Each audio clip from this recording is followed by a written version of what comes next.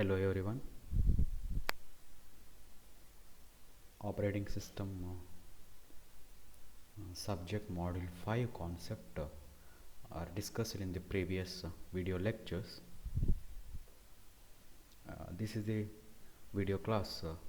We are going to see continuation of that module 5 topics.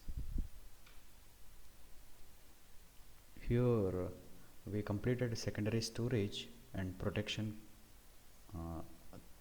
concepts in the previous video lecture. Also we seen about case study. We started case study in previous class. Now we are going to see continuation of that Linux operating system. Case study continuation. Now in the previous class we seen some process management techniques. In this class we are going to see some memory management techniques. Here this is a completely theory part, so mainly some of the important theory lines and are added here in the video, so easily you can understand that topic by using that lines. Linux physical memory management system deals with allocating and freeing pages, groups of pages and small blocks of memory. Memory management, physical memory they given, that is about a primary memory or main memory. Here it deals with the freeing of the pages or frames. We can call it as in the memory we have frames, so freeing that frames or grouping that frames or small blocks of memory, that grouping of small blocks of memory, everything we are going to study in this memory management. Mainly that is a case of primary memory. It has additional mechanism for handling virtual memory. Memory mapped into the address space of a running process. Virtual memory concept we see in the module 4. In order to perform multi-programming, that is a degree of multi-programming, we are concentrating in virtual memory. There are a lot of process or jobs we are taking from secondary memory to primary memory in terms of pages, but while seeing from CPU, many process is there in your primary memory, but actually there we have selected pages from secondary memory we are taking into primary memory, and pages of different process are there in main memory. That is a concept of virtual memory. So here it is a additional mechanism for handling virtual memory.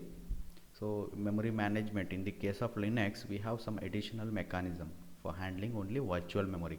Normal memory management is there, but virtual memory management is somewhat different mechanism they are using in the case of Linux. Here we have one fine diagram here, that is a splitting of memory into buddy heap. Buddy heap means see here we have 16 KB memory, okay, that can be divided into 8. Here 8 can be divided into 4, and you can keep this 8 as it is.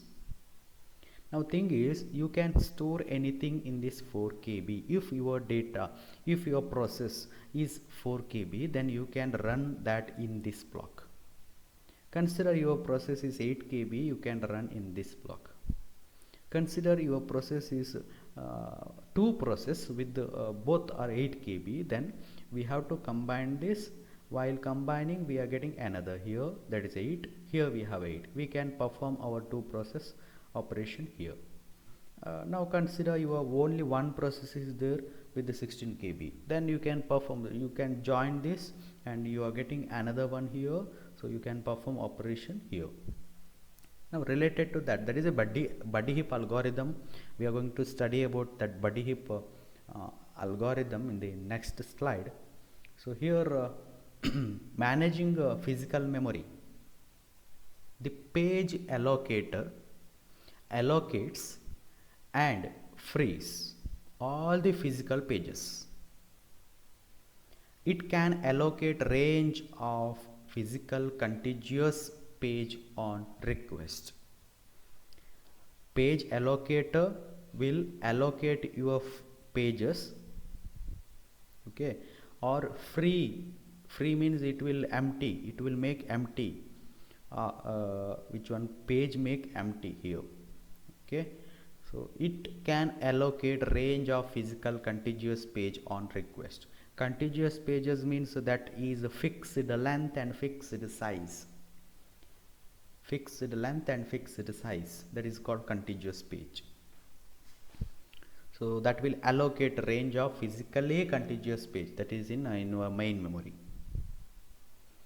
The allocator uses a buddy heap algorithm to keep track of available physical pages. How many available pages are there? Empty pages. In order to track, we are going for buddy heap. Each allocatable memory region is paired with an adjacent partner. That is related to buddy heap. Each allocatable memory region is paired with an adjacent partner. Let us go for that previous here. See, that is paired with adjacent partner. Okay. Whenever two allocated partners region are both freed up, they are combined to form a larger region. When 4 KB both are free, then we can combine that and we can form 8 KB.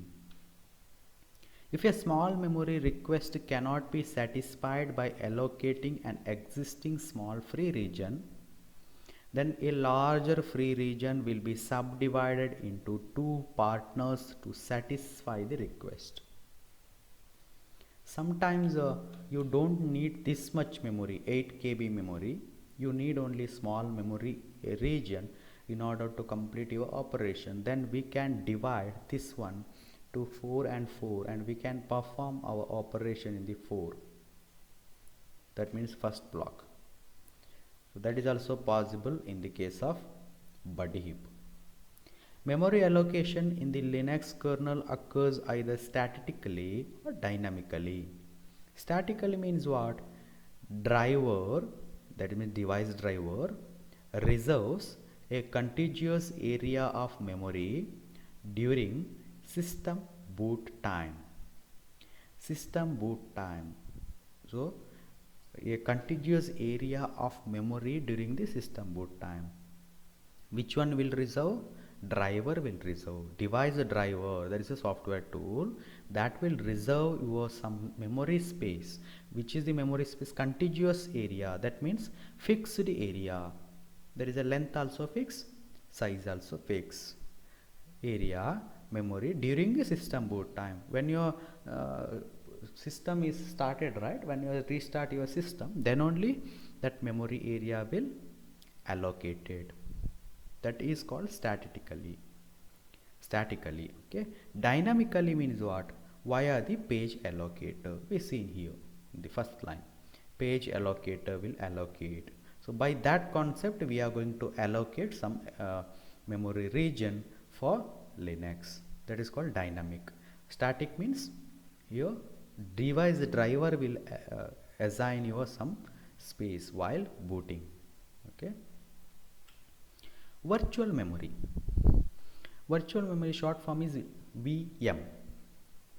The virtual memory system maintains the address space visible to each process. It creates pages of virtual memory on demand and manages the loading of those pages from the disk or their swapping back out to disk as required. So here thing is, you know about virtual memory. We detailed concept we seen in the module 4. about this virtual memory. So in order to increase the degree of multiprogramming, we have to take a lot of process into your main memory. But if the size of the process is large, we can't take that much process inside your main memory. So we are dividing your process into small pages. There is a small blocks that is called page, and page we are going to take from each process. We are taking some pages into your main memory.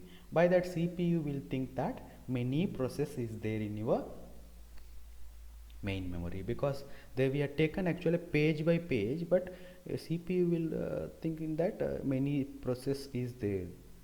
So but here actually many different process pages are there in your main memory.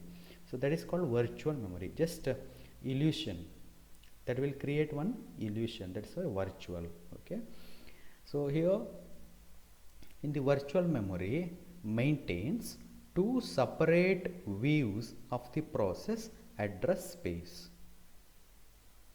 Two separate views. What are the two views? One is a logical view, another one is a physical view. What logical view means? Describe instruction concerning the layout of the address space. Logical, what do you mean by physical? Of each address space which is stored in the hardware page table for the process. Actually physical means physical view means in terms of your memory. Logical views means in terms of your CPU.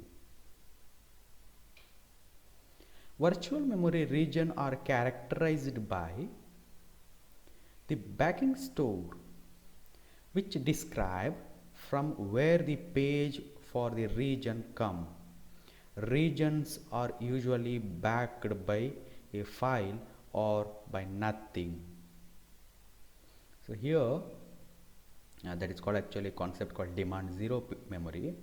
Here from where you are taking pages from to main memory, from where you are taking different pages of the process from dash to memory. Which memory? Primary memory. So from where we are going to take? From secondary memory. So that thing is called backing store. Okay, the region reaction to writes. The region's reaction to write. So about this we will see next. The kernel creates a new virtual address space. Kernel create a new address space, that is a virtual. One is execution, one is fork. Fork and execution we seen in the Unix concept. Both are system calls. Fork is a system call, execution also system call. Why we are using fork? To create a process. Why we are using execution? To run the program. On executing a new program, the process is given a new completely empty virtual address space.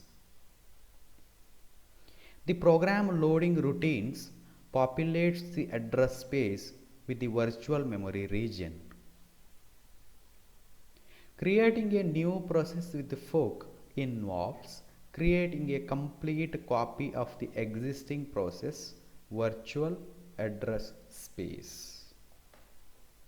So fork, so FORK, creating a new process by using fork, right?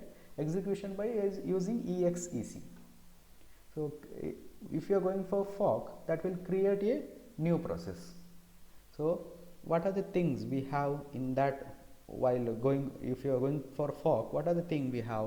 One is the kernel copies the parent process virtual memory address descriptors. Then create a new set of page tables for the child. Parent to child concept, just copying. Okay, the parent page table are copies directly into child, with the reference count of each page covered being incremented. Copying your page table from parent to child. After the fork, the parent and child share the same physical pages of the memory in their address space. Once that is shared, that means once your parent will share everything with the child, then child and parent will take help of same memory area. Okay, that means everything is stored in same memory area by the parent and child. So that process will happen when you are going to run fork. The virtual memory paging system can be divided into two sections. One is page out policy algorithm decides which page to write out onto disk and when. So here two sections are there. One is a page out policy algorithm, another one is a paging mechanism. Page out policy means what? Which decides which page to write out the disk. Okay, in the disk means it is a memory. Which page you have to write in the disk and which page we have to read from the disk and which page we have to write and what time when it should be done. Everything is there in page out policy algorithm. Paging mechanism actually carries out the transfer and pages data back into physical memory as needed. Paging mechanism, you know that in for page replacement algorithm, right? When we have to take page into your main memory, when we have to swap in swap out concept, that is coming under this paging mechanism. The Linux kernel reserves a constant architecture dependent region of the virtual address space of every process for its own internal use. The kernel virtual memory area contains two regions. One is static area, one is a reminder area. What is static area? That contains page table, a reference to every available physical page of the memory in the system. Okay, that contain actually page table. Static area contain page table. So a reference to every available physical page of the memory. So that is in static area. What do you mean by reminder area? Reminder area actually used for specific purpose. There also we have page table, that is a reserved thing, that is called reminder. See here, reminder of the reserved section is not reserved for any specific purpose. Is not reserved for any specific purpose. Its page table entries can be modified to point to any other area of the memory. So it is actually reminder. Reminder means reminder of the reserved section is not reserved for any specific. Actually reserved section is there. In that reserved section we have reminder section, but that reminder section means there we are not reserving anything for any specific purpose. So that are the two main regions in your virtual memory. One is reminder area, one is static area. Static area contains page table. Executing and loading user programs. Linux maintains a table of functions for loading programs. It will maintain one table. Again I will repeat, it will maintain one table of functions. Why we are maintaining table? In order to load your program. It gives each function the opportunity to try loading the given file when an execution system call is made. The registration of multiple loaders routines allows Linux to support both ELF file and AOUT file. The two are the binary format files. Okay, ELF and AOUT. But what about ELF? Yeah, we will say that initially binary file pages, that means here these two, are mapped into virtual memory only when the program tries to access a given page will be page fault result in the page being loaded into the physical memory. If there is any page fault, when you are going to access your page, if there is any page fault, then these binary file pages are mapped into virtual memory. Which are the binary file page? ELF and AOUT. ELF format binary file consists of header followed by several page aligned sections. ELF file actually contain one header. Again, these are the two, ELF and AOut are the two binary files. And that is mapped to virtual memory only when page fault occur. Okay, ELF is a binary file consists of header. The ELF loader works by reading the header and mapping the section of the file into separate region of the virtual memory. So here ELF contain header and that will read, that ELF loader works by reading the header. ELF loader is there, that is works by reading the header. Which header? ELF format having one header, right? So that ELF means it is a binary file. Okay, and mapping the section of the file into separate region of the virtual memory. Once you read that header thing, or first you are seeing this one, right? ELF loader will read your header file. Once your reading is over, then that is mapped to virtual memory. So that is the concept here. So you can see the ELF that is a binary format file. So ELF, here we have one memory layout for ELF program. So how your ELF program is loaded in memory, that concept is shown here. Here we have memory mapped regions, different regions are there. That is a runtime data, uninitialized data, so initialized data, program text, everything is there here. So memory invisible to user mode, because that is completely given to kernel. You know your main memory policy, right? The entire memory small space is given to virtual memory, or it is given to OS. Actually that small space is given to OS, remaining everything is given to user space. Okay, from here to here we have user. That user space is subdivided according to user requirement. That is for process, some is for stack, some is to store page table, and like that. Static and dynamic linking. A program whose necessary library functions are embedded directly in the program executable binary file is statically linked to its library. I will go for generally. That is, a static and dynamic means what? That same thing we seen in the fourth module. We seen static means, see, you have one program. Okay, so there we have a library file. So inside library file actually we have 100 line code. Your main code is 50 line and library file code is 100 line. So totally you have to write 150 line code. With 100 line code is a library plus 50 line is code, your main code. So totally 150 line code you have to write each time, and you have to store in memory.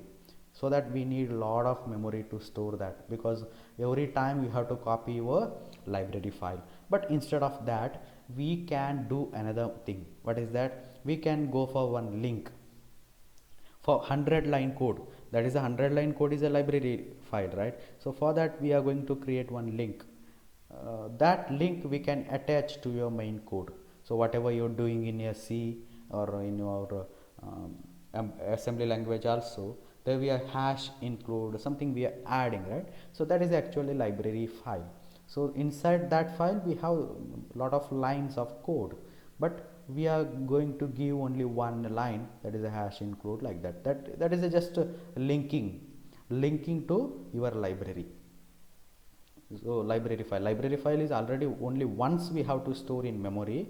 Then where we stored, right, that address or that link we are going to attach with your main program, so that we can reduce your main program size. Only once we are storing our library file in your main memory, and then we are going to call that program into all our main program. Okay, that is a library program by using that link. So that thing is called dynamic. Dynamic, we are going to add a link of the library file, but static, we are going to attach your library file code with your main code every time. But here we are not attaching every time, we are just copying your link of library file to your main code. So what is the advantage of static? Here we have to go for one, you consider library file code line is 100, your main code line is 50, totally 150 line code you have to write every time. But in the dynamic case, if you are copying that program 10 times means you no need to copy that 150 lines.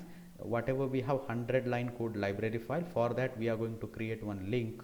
How to create link? First, initially we have to load that library file code in memory, then we are going to create one link for that code, then that link is attached with your main code. So only 50 line is main code plus one line is your library, so 51 line is enough. But in the static case, we have to go for 150 line. So that is the advantage and disadvantage of this both.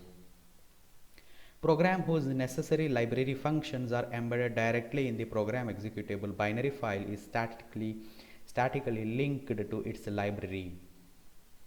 Here main disadvantage of static linking, it told that every program generated must contain copies of exactly same common system library functions.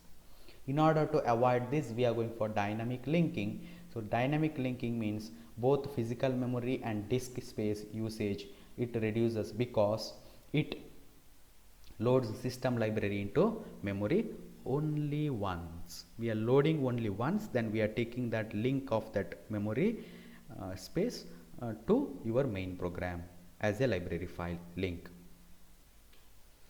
File system concept. To user, Linux file system appears as a hierarchical directory tree obeying Unix semantic. Internally, the kernel hides implementation details and manages the multiple different file system via an abstraction layer that is called VFS. VFS means virtual file system. The Linux VFS is designed around object-oriented principles and is composed of two components. One is this one, a set of definitions. Another one is a layer of softwares. What is set of definition? A set of definition that defines what a file object is allowed to look like.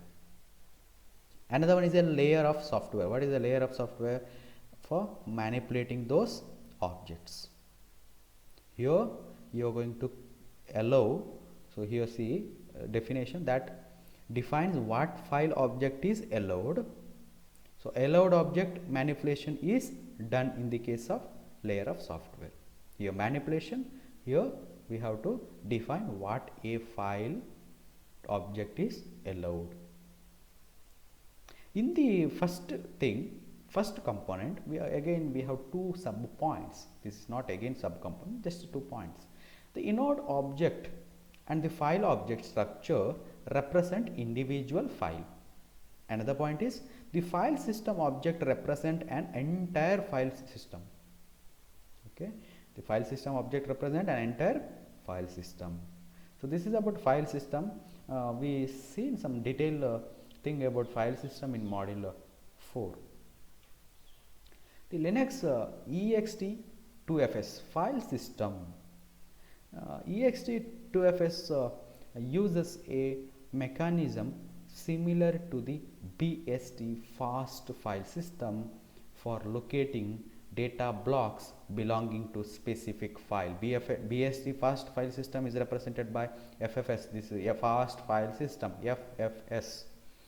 Okay, so actually ext2fs is the file system you are using in Linux. So they explained that ext2fs here. So they compared also. So how this ext2fs is compared with the FFS, that lines here are given. Main difference between ext2fs and FFS. FFS means fast file system. What are the difference? In FFS, the disk is allocated to files in the block of 8 KB. with the block being subdivided into fragments of 1 KB to store small file or partially filled block at the end of the file. But in the case of another one, ext2fs does not use fragment. Here we are going for fragment. Here does not use fragment. It performs its allocation in smaller units. Okay, in smaller units. The default block size on ext2fs is 1 KB itself. Although 2 KB and 4 KB blocks are also supported, no problem. But here in the case of FFS, your block size is 8 KB.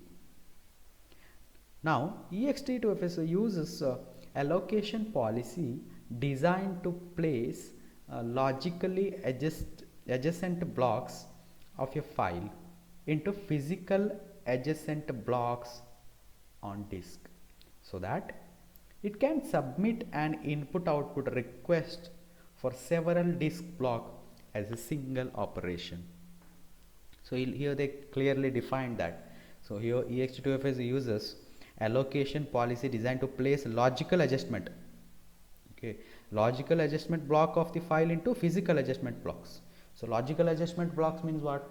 It is in the case of virtually adjacent blocks, virtual memory concept, that is in CPU side.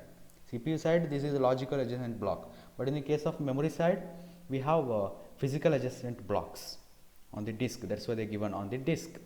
But here in the file system of the file we have logical, but in the case of disk we are going for physical. A Linux procedure file system. Here in the Linux procedure file system, procedure means just a PROC, they are given like this. PROC, the file system does not store data, rather it content are computed on demand according to user file input output request.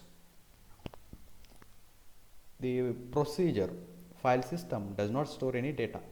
That is the main point here. Procedure must implement a directory structure. Directory means you know what is a directory, that contain list of file, that is a list contain list actually, that list means all the information about files. What about file loading time and file name, file size, all that information we have in directory. So it should implement your directory structure and the file content within. So content of the file within. Anyway, file information is there in directory. It must then define a unique and persistent inode number for each directory and file it contain. That is a procedure. Linux, that means we have PROC file system actually does not store data. Rather than data, it mainly concentrate about implementation of directory structure. Okay. And then we are going for input output concept. Input output here mainly we are dividing into three. You can see here mainly we are dividing. One is a block. You can see here block device.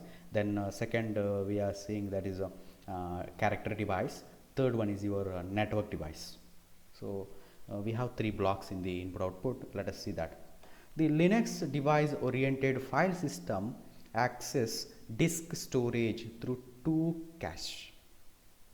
One is data is cached in the page cache, which is unified with the virtual memory system.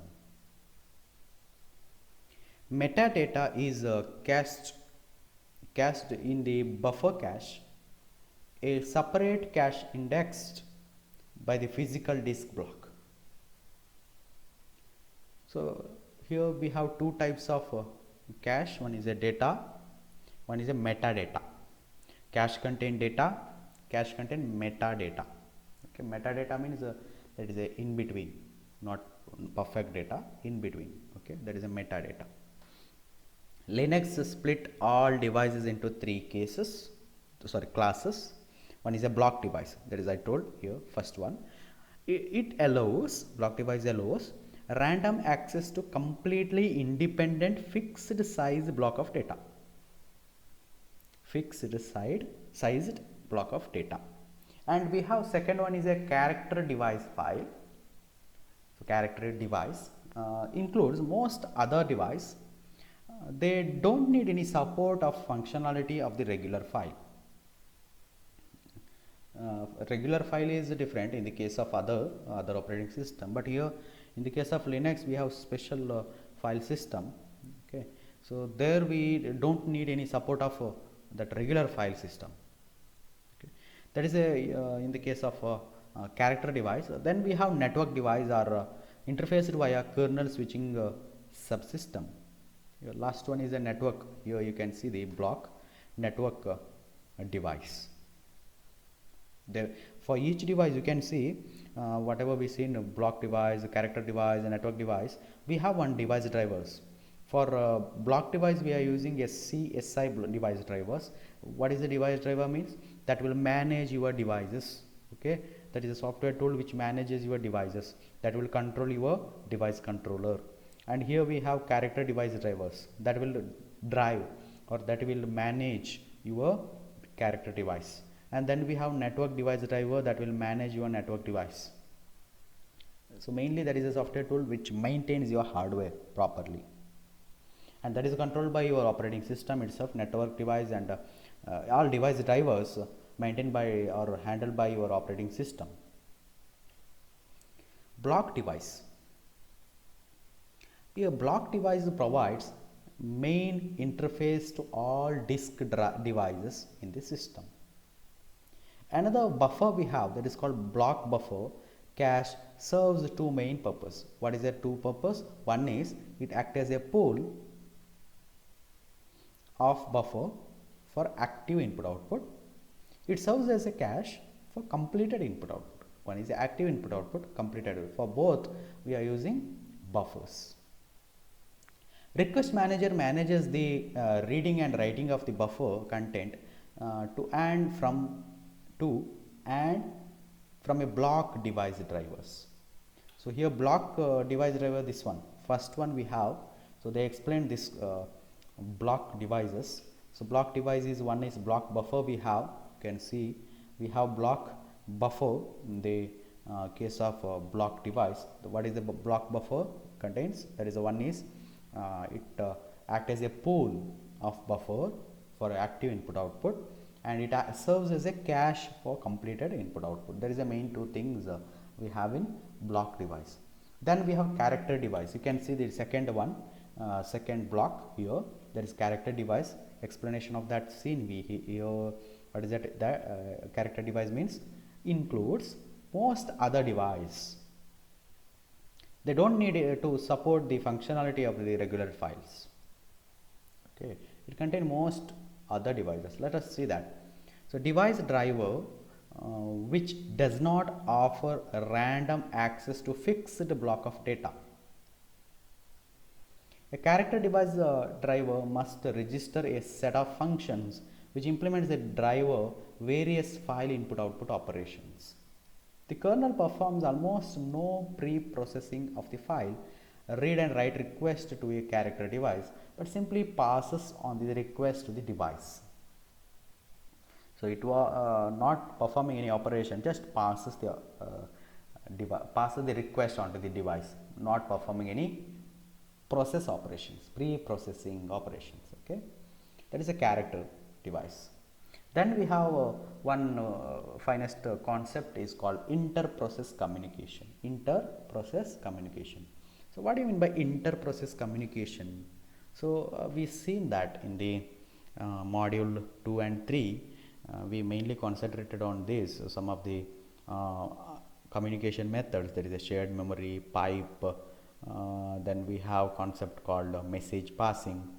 That are the different communication methods in the inter-process communication. Like Unix,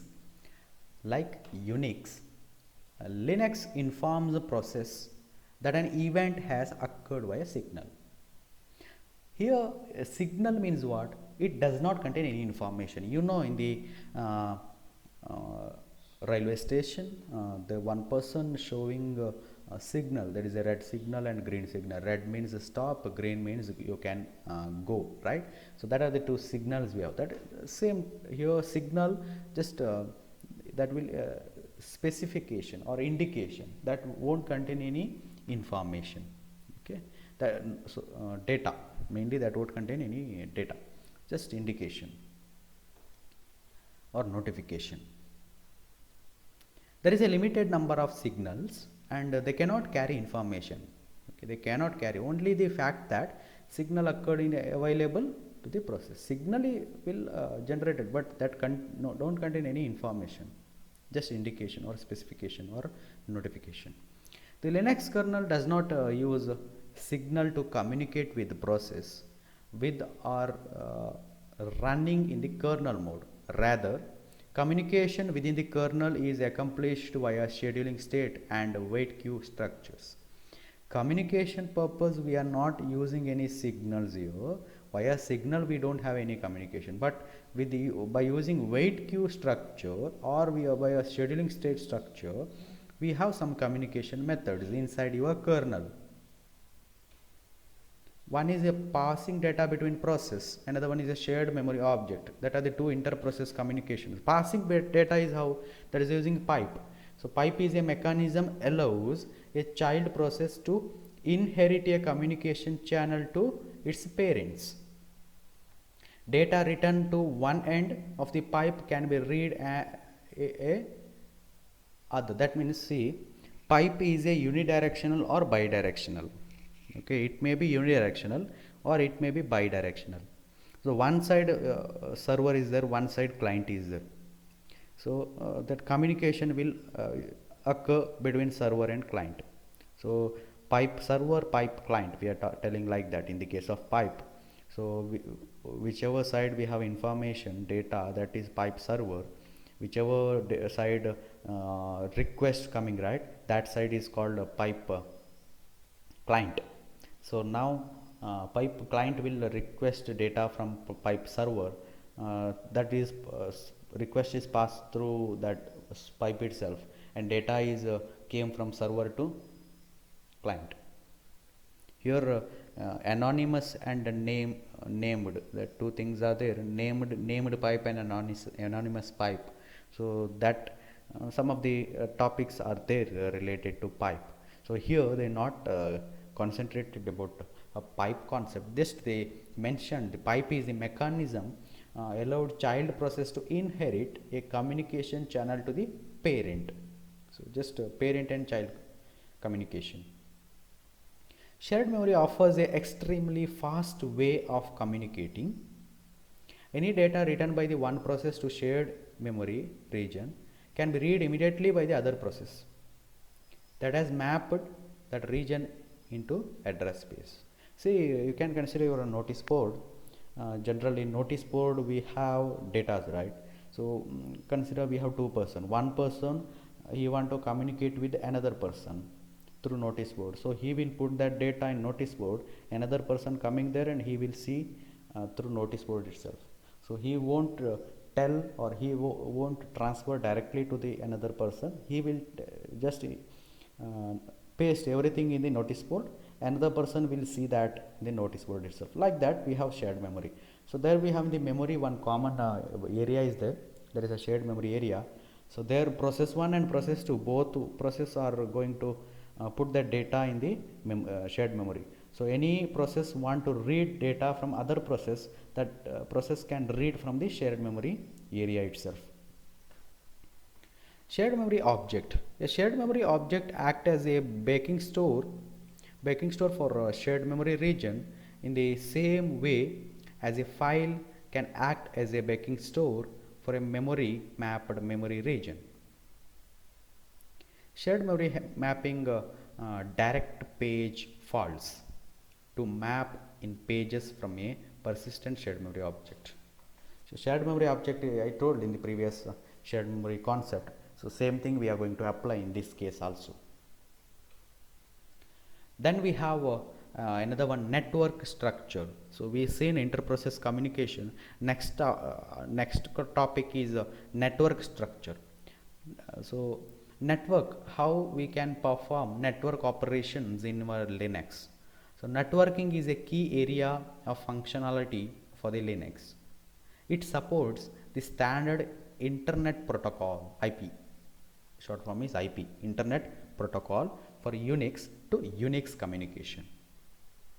It also implements protocol native to non-Unix operating system, in particular protocol used on PC network. Okay, PC network. Internally, networking in the Linux kernel is implemented by 3 layers of softwares: the socket interface, protocol drivers, network device drivers. So why network device driver we are using? Device drivers is a software tool that will manage your devices. So network device drivers will manage your network structure. The most important set of protocol in the Linux networking system is the Internet Protocol Suite. So Internet Protocol Suite will implement routing between different hosts anywhere on the network. On the top of the routing protocol are built the UDP, TCP, ICMP protocol. You know UDP, TCP. We have to implement this in the case of Linux also. That is a user datagram protocol and transmission control protocol. Then last concept we are going to study in the case of Linux is security. The pluggable authentication modules system is available under Linux, PALM, pluggable authentication module. So security, why we are going for security? In order to handle the unauthorized access. Okay, we need security for that particular Linux. PALM is based on a shared library that can be used by any system component that needs to authenticate users. In order to authenticate user, we are using this one. So for that PALM, we have one shared library that will authenticate users. Access control, that is a very important topic in the module 5, access control. So access control under a Unix system, including Linux, is performed through the use of unique numeric identifiers. Which are the unique numeric identifier?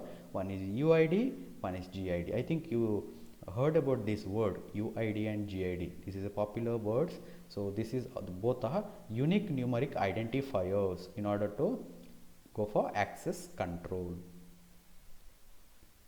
Access control is performed by assigning objects a protection mask which specify which access mode, either read mode or write mode or execute mode, which mode is granted, okay, or to be granted the process with the owner, group, word classes. So here thing is which access you have to assign to particular user. So that is a protection mask. Protection mask means which access mode we have to implement, either read mode or write mode or execute mode, which access is given to user. Okay, that is coming under access control itself, and granted to the process with the owner, group, world class. That means who is a owner, which user is a owner, which user is a under group. That everything need to see before giving access.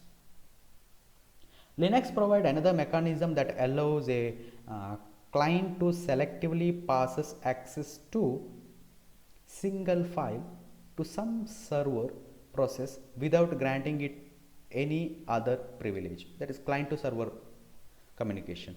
Linux provides another mechanism, that is a client to server. You know that client to server, it allows client selectively pass access to server, okay, some server process without granting it any other privilege. Other privilege means other access, other permissions. So without giving other permission, there is a communication between client and server. So selectively we are giving client and server communication, so without giving any other permissions. So that is also possible in the case of Linux, but here access control also possible. Access control is giving the access, that is a read access, write access, execute access, that is a granted. Okay, that is given to user, so that is coming under protection mask. So till here we mainly concentrated about Unix and Linux system operating systems. Here till now we seen the module 5 concept. Module 5 is actually totally divided into three. One is a secondary memory storage, and then protection. Third one is a case study of Linux operating system. Mainly in this case, that is a case study, we have one of the main important question is design principles, and another question is some process management. So here till now we completed all the 5 modules. Thank you.